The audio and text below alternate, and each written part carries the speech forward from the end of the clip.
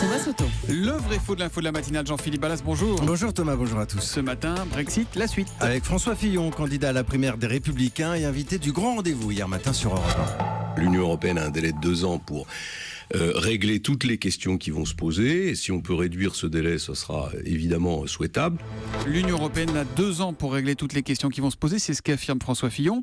Vrai ou faux, Jean-Philippe? Alors vrai, mais attention Thomas, ce n'est pas le seul scénario possible, loin de là. Et l'on découvre soudain l'article 50 du traité de Lisbonne. C'est lui qui définit les modalités du retrait volontaire d'un pays membre. Et première surprise, le texte est assez court, une vingtaine de lignes, et il est parfois évasif. Tenez, puisqu'on parle du calendrier, effectivement, en principe, le processus ne doit pas dépasser 2 ans, comme le dit François Fillon. Sauf en cas de dérogation qui permettrait de prolonger la durée des négociations au-delà des 2 années, avec l'accord de tous les pays membres.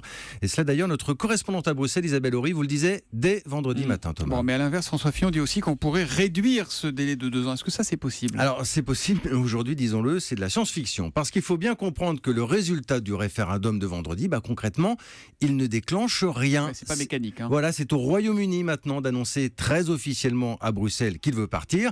Et en principe, c'est au Premier ministre David Cameron d'envoyer la fameuse lettre. Oui, sauf que David Cameron a déjà annoncé qu'il n'allait pas gérer le dossier lui-même. Voilà, puisqu'il l'a dit, il va démissionner à l'automne. Alors d'ici là, il va assurer la transition, gérer les affaires courantes, mais surtout, Cameron laisse la patate chaude à son successeur, donc pas encore de calendrier. Mais est-ce que l'Europe peut faire pression elle-même tout de même, non? Alors François Fillon, il a une jolie formule diplomatique, il l'a dit hier, il faut traiter le Royaume-Uni sans agressivité, mais sans complaisance non plus. Voilà, on dira que le spectre, il est quand même assez large. Et c'est vrai que depuis ce week-end, Thomas, on utilise beaucoup l'image d'un couple qui se sépare, avec l'un qui dit « je vais m'en aller, mais je ne te dis pas quand exactement », et l'autre qui attend, mais qui ne peut pas jeter les affaires par la fenêtre.